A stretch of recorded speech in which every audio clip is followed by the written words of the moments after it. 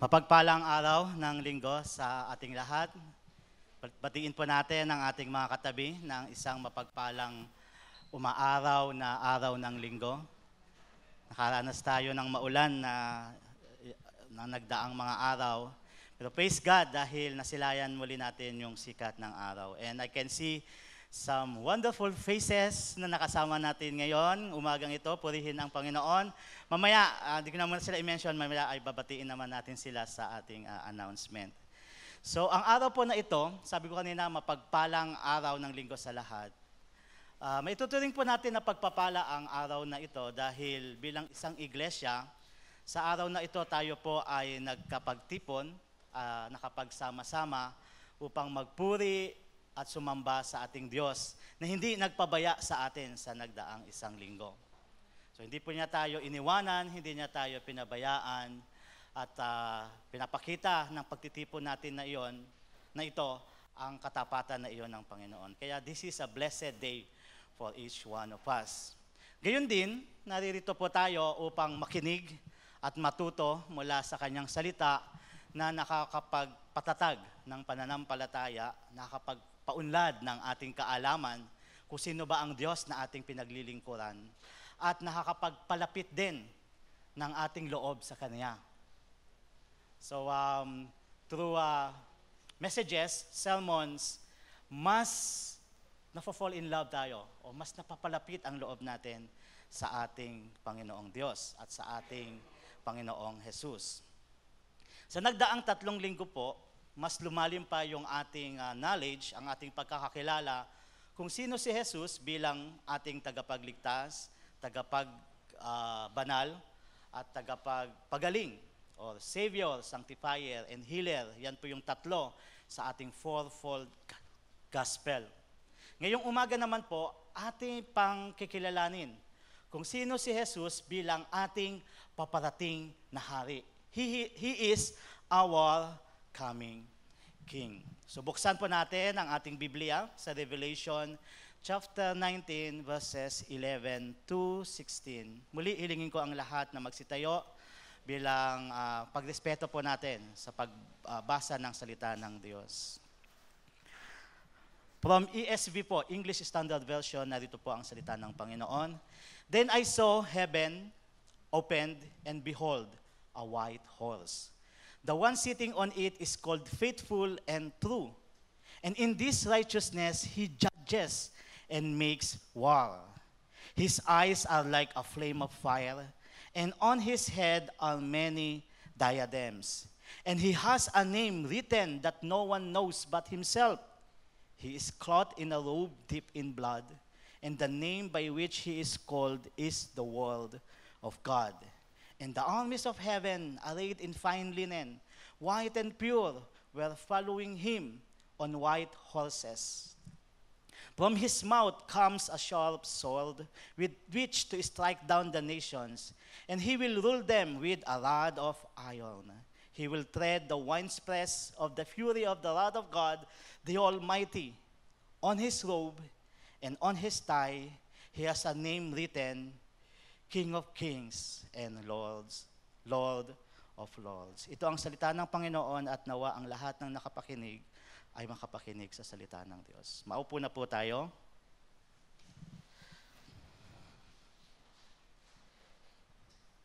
Who is Jesus as the coming King? Ang Book of Revelation po, kung saan galing ang ating text, ay isang libro tungkol sa unveiling o yung disclosure ng mga pangyayaring magaganap sa hinaharap. So, ibig sabihin natin ng unveiling is dati siyang natatalukbungan o disclosure, dati siyang lihim, hindi na pag-uusapan, hindi nadidiscuss. Pero this time ay ni-reveal na. At ang pag-reveal na yon ay in particular sa katapusan ng mundo. Sa muling pagbabalik ng ating Panginoong Hesus at sa tuluyang paggagapi kay Satanas at sa buong puwersa ng kasamaan. So tignan po natin yung pinakasimula ng libro na yon pang makita natin yung sinasabi natin. Ang sabi po doon sa verses 1 and 2 ng chapter 1, ito po yung parang pinaka-introduction ng librong ito. The revelation of Jesus Christ, which God gave Him to show to His servants the things that must soon take place. He make it known by sending His angel to His servant John, who bore witness to the word of God and to the testimony of Jesus Christ, even to all that He saw. So, ibig sabihin po, lahat po dito ng nakasulat sa Book of Revelation, isinulat ni John, ay revelation ni Jesus Christ sa kanyang alagad na si John. Upang sabihin kung ano ang must take place, ano ang dapat na mangyayari sa hinaharap. So before we go further sa ating text, we discuss natin yung text, idulog natin ito sa Panginoon. Aming Diyos na makapangyarihan sa lahat, ang pinagmumula ng kaunawaan, ang nagbubukas sa mga puso at nagkukultivate niyon, aming hiling, Panginoon, na maging handa ang aming puso sa pakikinig ng iyong salita. Bigyan niyo kami ng kaunawaan sa inyong revelation kay John, as this revelation is full of illustrations and pictures, a vision, O Lord God.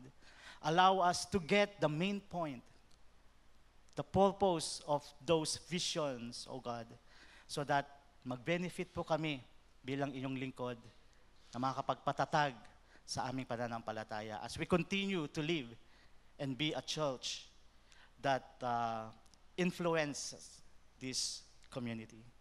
Ito po ang dalangin namin sa pangalan ng Panginoong Yesus. Amen. Now, katulad po ng sabi natin, we will try to run through sa ating text, verses 11 to 12. Now, tignan po natin yung ating text. So, sa verse 11, si Jesus po ang tinutukoy ni Juan na nakasakay sa kabayong puti mula sa nagbukas na langit. Ganito po ang sabi doon. Then I saw heaven opened, and behold, tingnan nyo ito, a white horse. The one sitting on it is called Faithful and True, and in righteousness he judges and makes war. So ayon po dito, Jesus as our coming King, He is faithful and true. Ano ibig sabihin nun? Dahil ang context po nito is in the end of time. Kumbaga, ang sitwasyon noon ay parang magulong-magulo na. At marami ng mga gera, marami ng mga tribulation, marami ng mga kaguluhan na nagaganap sa paligid. And then behold, a man sitting or riding on a white horse came, and he is faithful and true. Ano ang ibig sabihin noon? Ayon po sa context, ang ibig sabihin ng titulong faithful and true ay Jesus is a promise keeper. Sa paglabas niya mula sa kalangitan, riding on a white horse, yun po ay pag-keep niya o pagtupad niya ng kanyang mga ipinangako. Ang ating Panginoon ay tapat at totoo sa kanyang ipinangako. Ano ba ang ipinangako niyang iyon na tinutukoy natin?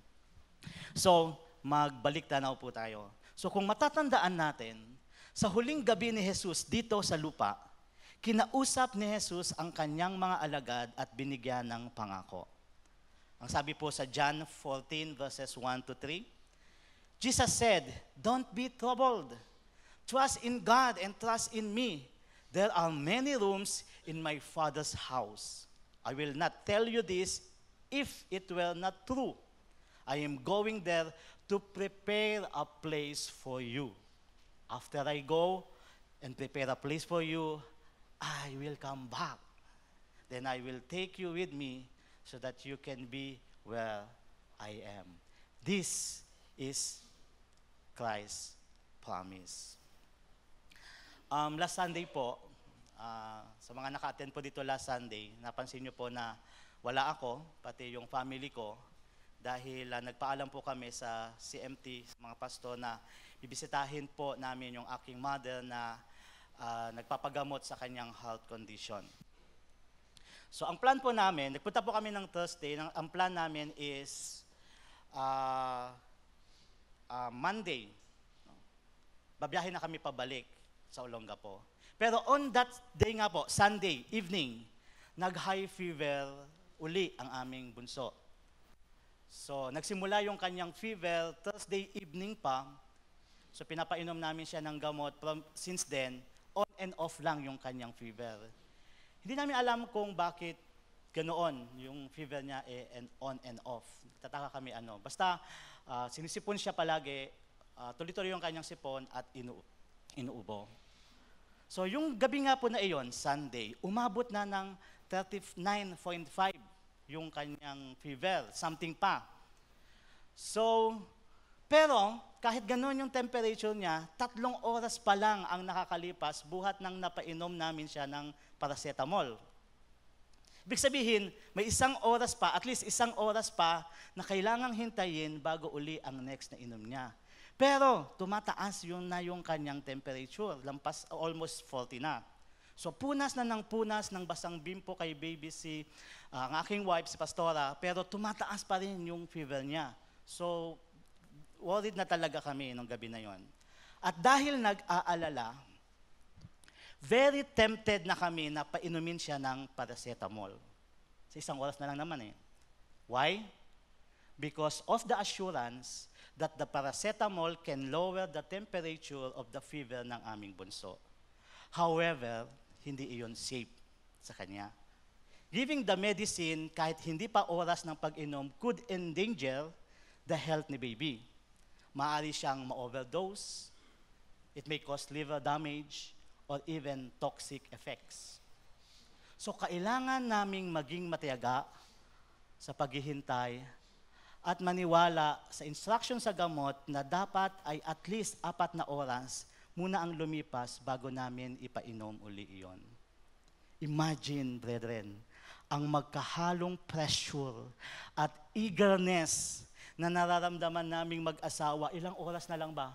Ilang minuto na lang ba? Sa paghihintay, sa pagdating ng 1 hour na iyon, para mapainom na namin ng gamot si baby at maibsan na ang kanyang lagnat, pati ang aming pag-aalala. Mga kapatid, sa panahon na ito, tandaan po natin, tayo man ay nasa punto ng ating buhay na kailangan pa muna nating maghintay sa muling pagbabalik ni Jesus. Sa kabila ng pressure na ating nararanasan sa buhay, magkabila, left and right, back and front. Sa demand ng mundo na kailangan nating magsumikap upang matustusan ang pangangailangan ng ating pamilya. Habang nababalitaan natin na may mga nakaupo sa pwesto sa gobyerno ang nagnanakaw ng pondo ng taong bayan na sana ay naipagawa na ng hindi lang flood control upang wala ng baha, kundi mga hospital din sana ng mga karagdagang classroom at maaayos na daan. Sa kalagitnaan ng mga pangyayaring ito, naghihintay pa muna tayo sa muling pagbabalik ng ating Panginoon. Na tayo ay sunduin na at dalhin sa magandang lugar na inihahanda niya para sa atin. We are still waiting for it patiently and with great anticipation. Ilang taon na lang ba? Habang naghihintay mga kapatid, tandaan din po natin, nawa ang eagerness na ating nararamdaman para sa muling pagbabalik ni Jesus ay higit pa kaysa sa nararamdaman ng isang magulang na mapainom na nawa niya ng gamot ang kanyang anak upang gumaling na. At kasabay ng eagerness na iyon, yung hindi ka halos mapakali, ay ang pagpapanatili ng tiwala sa mga ipinangako ng Panginoong Jesus. ang mga pangakong iyon ay tutuparin niya sa kanyang muling pagbabalik bilang hari dahil He is faithful and true. Gaano ba kahalaga, mga kapatid, na itanong ba natin ito sa isang Kristiyano at tagasunod ni Kristo, ang eagerness, faithfulness, and being true sa kanyang paghihintay sa muling pagbabalik ng Panginoon? How essential is that, or are those qualities bilang isang Kristiyano? Mahalaga po ito sapagkat may iniwang atas sa atin ang Panginoon na may kasama ring pangako habang hindi pa dumarating ang kanyang pagbabalik. The Lord Jesus Christ has given us a command. Humayo kayo, gawin ninyong alagad ko ang mga tao sa lahat ng mga bansa, bautismuhan ninyo sila sa pangalan ng Ama at ng Anak at ng Espiritu Santo, turuan ninyo silang sumunod sa lahat ng iniutos ko sa inyo. Ito, mga kapatid, ang Great Commission na iniutos sa atin ng Panginoon bago siya bumalik sa langit at lumuklok sa kanyang trono. He has entrusted this command sa atin. Then, maliban po sa utos na dapat sundin, nagbigay din ang Panginoon ng pangako na mapanghahawakan natin. After that command, dito niya tinapos yung Great Commission. Tandaan ninyo, ako'y laging kasama ninyo hanggang sa katapusan ng mundo.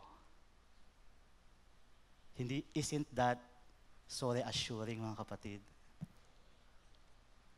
Hindi po ba yon nakapagpanghihikayat at nakakapagpalakas ng loob to be faithful and true doon sa pagtupad ng Great Commission? At dahil nga po, faithful and true ang Panginoon sa kanyang ipinangakong ito, inaasahan sa atin na magiging faithful and true din tayo sa pagtupad ng iniatas niya bago dumating ang kanyang pagbabalik.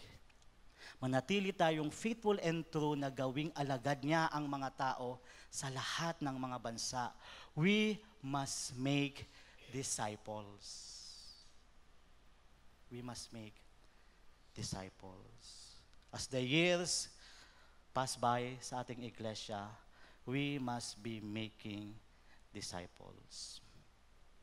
2 Sundays ago, sa ating topic about Jesus as sanctifier, natutunan po natin doon na bahagi ng ating sanctification process ay ang pag-engage natin sa intentional discipleship.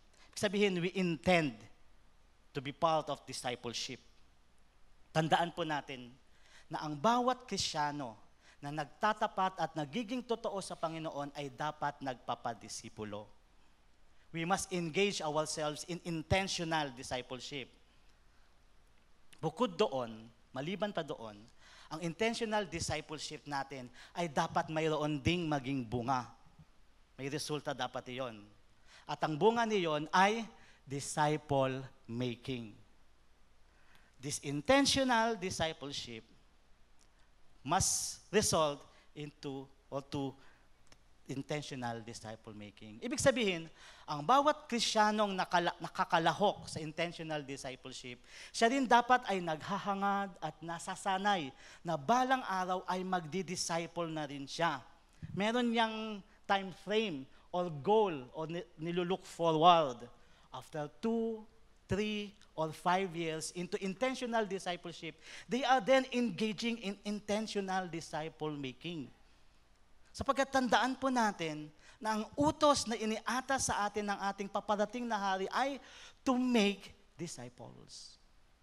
At iyon dapat ang pinagkakaabalahan natin gawin, higit sa ano pa mang gawain, habang hindi pa siya nagbabalik. So huwag po natin kalilimutan, mga kapatid, ang sinabi ng Panginoon in Revelation 22 verse 12, listen, I am coming soon. I will bring rewards with me. I will repay everyone for what they have done. So ito nawa ang magsilbing motibasyon natin na bilang isang iglesia ay patuloy na magiging tapat at totoo tayo sa pagsali at pakikibahagi sa intentional discipleship na nagtutuloy sa intentional disciple making dahil si Jesus na ating haring darating ay tapat at totoo sa kanyang mga sinabi at mga ipinangako. So maliban po sa pagiging faithful and true, Jesus as the coming King is glorious and majestic too. He is our glorious and majestic King. So tingnan po natin kung paano pa siya dinescribe ni John sa verses 12 to 13 na nagpapakita ng kanyang glory and majesty. Sabi po doon, His eyes are like a flame of fire. And on His head, ito yung nakikita ni John, and on His head are many diadems. And He has a name written that no one knows but Himself. He is clothed in a robe dipped in blood, and the name by which He is called is the Word of God. So in the text, Jesus, in His second coming, is described as someone who had many diadems on His head. We know it, di ba? Ano yung diadems? Ang diadem ay isang uri ng corona na gawa sa precious metal, gaya ng ginto. So, sa time nila noon, tatlo ang common na metals. Bronze, silver, and gold. Ang pinaka-uncommon sa mga common na iyon ay yung gold. Common siya kasi usually yun ang ginagamit para sa mga corona ng hari. And then yung corona na yun, gawa sa ginto, ay nilalagyan ng mga palamuti, ng mga mamahaling bato o precious stones or jewels. Now, kung makakita ka ng hari wearing that crown, nagsisimbolo iyon ng royalty, dignity, honor, and even glory. At dito po sa sinabi ni Juan, on his head, hindi lang isa, many diadems. Sa isang kingdom, mayroong isang hari, sobrang hinahangaan siya at pinaparangalan. Isa lang ang korona niya. But Jesus wears many diadems. Napakaraming korona ang nakaputong sa ulo ni Jesus na nagpapakita kung gaano siya karangal at kadakila higit sa lahat. Wala nang mas rarangal at dadakila pa sa Kanya. Kay Jesus lang ang pinakamataas na papuri, pagsamba, parangal at pagpapahalaga. Amen? Maliban po sa mga mararangal na koronang nakapatong sa kanyang ulo, nagtataglay din si Jesus ng mga matang mistulang naglalagablab na apoy, a flame of fire. Ang kahulugan po nito, of course, ito ay mga vision, pagsasalarawan. Ang kahulugan po nito ay walang sikreto ang hindi nakikita ng Panginoong Jesus, sapagkat ang lahat ng madaraanan ng naglalagablab na apoy ay tiyak na matutupok at mailalantad. Minsan po ba ay naging biktima kayo ng fake news? Na napaniwala kayo sa isang balita o kwento na hindi pala totoo. Ang galing ng kwento, pero fake pala. O kaya, nagawan kayo ng maling paratang. Nagawan kayo ng kwento patungkol sa iyo o patungkol sa ginawa natin, pero intention naman ay manira ng pagkatao. Naranasan niyo na po yun? Alam niyo po, napakahirap harapin at linisin ang kalat na maaaring magawa ng kasinungalingan at panlilinlang. Makarelate po kayo dyan kung naranasan niyo na yon. Sa hearing na nagaganap sa Senate's Blue Ribbon Committee. Nakapanood po ba kayo doon? So ngayon daw parang yun na yung Netflix ng mga tao. Per episode at patindi ng patindi. Naka-season break ba tayo ngayon? So yung nangyayari po doon ay para imbestigahan ang anomalya ng multi-billion scam sa flood control projects. So kung nasusubaybayan po natin iyon, nasa episode na tayo na masalimuot na ang pangyayari. Surprise witness. So siguro parang ending episode. Season ending na ito. Meron pang season 2. So ang dami ng witness ang lumitaw at nagbigay ng testimonya. Marami ng mga malalaking pangalan ang naakusahan at nakasuhan. Ang ilan sa kanila ay umamin sa paratang at nag-a-apply to be state witnesses. Papayagan ba sila to be continued? Habang ang ilan naman ay matinding itinanggi ang pagkakasangkot. At dahil na rin sa mga lumilitaw na mga balita, kung ano-anong balita, merong balita sa kanan, meron namang balita sa kaliwa, hindi na tayo makasigurado kung ang lahat ba ng mga witness ay nagsasabi ng whole truth and nothing but the truth gaya ng kanilang sinumpaan. Palagi natin naririnig yan. Hindi rin natin alam kung ang mga publiko ba, politiko ba, who vehemently and categorically denied ang pagkakasangkot, ay may sala ba talaga? O dinadawit lang upang magbigay ng kalituhan sa tunay na issue? Mga kapatid, kung marahil ang ilan sa atin ay nagkakaroon na ng frustration and discouragement, ayaw ko na lang na manood, bahala na lang kayo dyan, gawin ko na lang ang gusto ko. We are so frustrated and discouraged sa nangyayaring betrayal of public trust.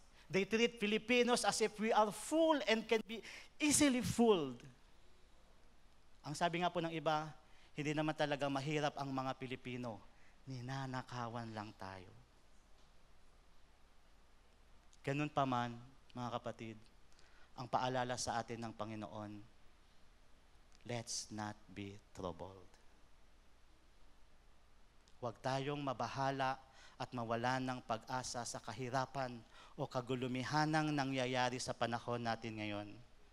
Mayroong call. Huwag na raw pumasok ang mga estudyante. Narinig niyo yung call na yon? Dahil pag maubos na yung mga korap at nag-resign na sila lahat, pwede nang babalik. Pero hanggang wala, huwag muna kayong mag-aral. Rejoice. Sabi ng Panginoon, let's not be troubled. Magtiwala lang tayo sa Kanya. Huwag lang po tayong maging desperate sa pagharap ng pangyayaring ito. Because, imbes na ibuhos natin ng buo ang ating loyalty sa kung anong kulay ng politiko ang ating sinusuportahan. Buksan na lang po natin ng malawak ang ating pananaw at ituon natin ang ating buong paningin sa ating coming King who wears many diadems, sapagkat ang kanyang mga mata ay parang naglalagablab na apoy. Nakikita niya ang lahat ng pangyayari sa panahon natin ngayon at walang maitatago sa kanya. Sa kanyang muling pagbabalik, i-expose niya ang lahat ng kasinungalingan, pandaraya at panlilinlang. And it will surely happen because Jesus, the coming King, would come clothed in a robe dipped in blood. Nakita ni John. According to John MacArthur, isang kilalang theologian and preacher, ang sabi niya in commentary doon sa verse na ito, blood-splattered garments symbolize the great battles Jesus has already fought against sin, Satan, and death, and been stained with the blood of His enemy. Sa kanyang pakikipaglaban, the blood of sin, Satan, and death ay tumagas, tumalsik. At iyon yung nag-stain sa garment niya na ini-illustrate na nakita ni John. So, ibig sabihin po mga kapatid, kung ang Panginoon ay nakapagtagumpay na laban kay Satanas, sa kasamaan at sa kamatayan, tiyak na magtatagumpay din siya sa anumang bumabagabag sa ating damdamin at mga nagbibigay sa atin ng alalahanin at kung anumang kaguluhan at kalituhan ang nagaganap ngayon sa ating paligid, mga pag-aalala sa kung ano ang mangyayari sa aming kinabukasan. Fixing our eyes only on Jesus, the author and perfecter of faith, will keep us going toward the finish line no matter what happens sa mundong ito.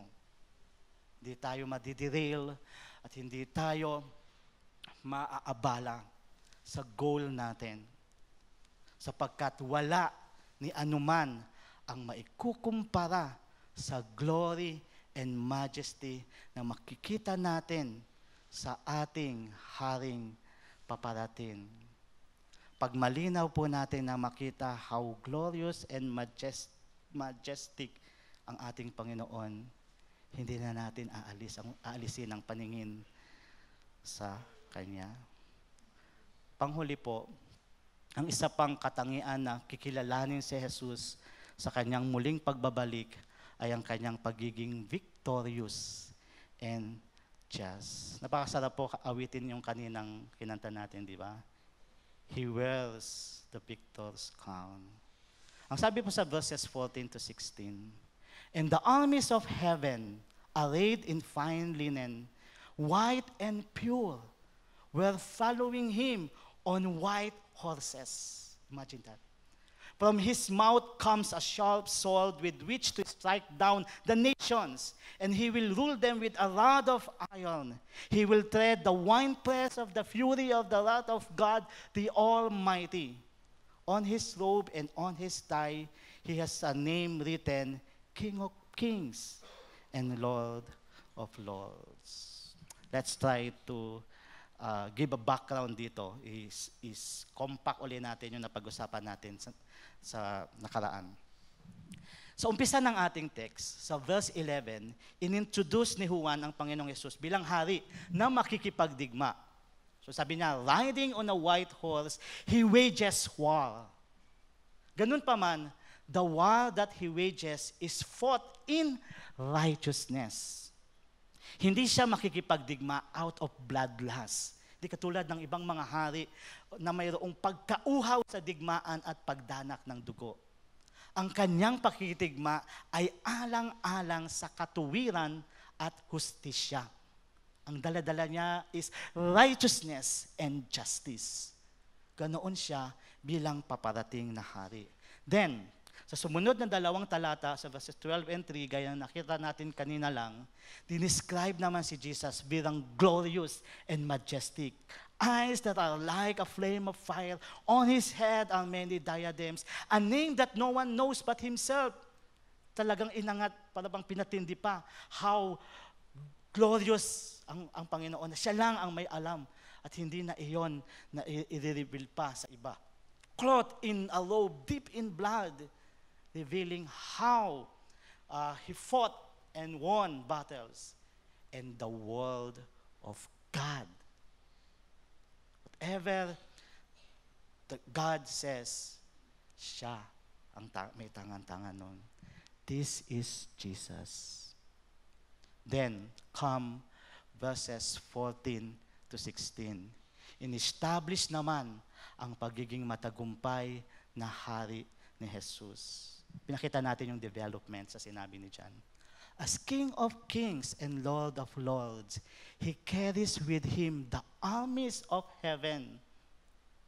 At sabi ng mga Bible scholars na nag-aral nito, these armies consist of the church, ang iglesia, those who overcame the great tribulation na naganap, the Old Testament believers, and possibly even angels. Lahat sila ay nagkasama-sama, nag-unite, at lahat ay handang makipagdigma sa pangunguna ng hari. And as the Word of God, gagapiin ni Jesus ang mga bansa sa pamamagitan ng kapangyarihan ng kanyang salita. Not by might, nor by power, but by the word of God. At buong tibay niya silang pamamahalaan with an iron rod. Pagkatapos nun, ipapataw na ni Jesus ang hatol ng matinding galit ng Diyos. At sa paghahatol na iyon, sabi ni Juan, in righteousness, He justice. Yun ang nararapat. Noong nakaraang September 21, Sunday, nagkaroon po ng malakihang rally sa Luneta, Manila. Tinawag iyong trillion peso march bilang protesta.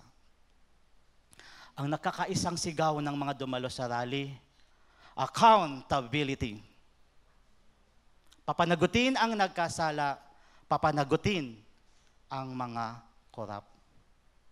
Tandaan natin ito mga kapatid. Sa muling pagbabalik ni Jesus bilang hari, ang hahanapin niya sa lahat ng tao ay pananagutan.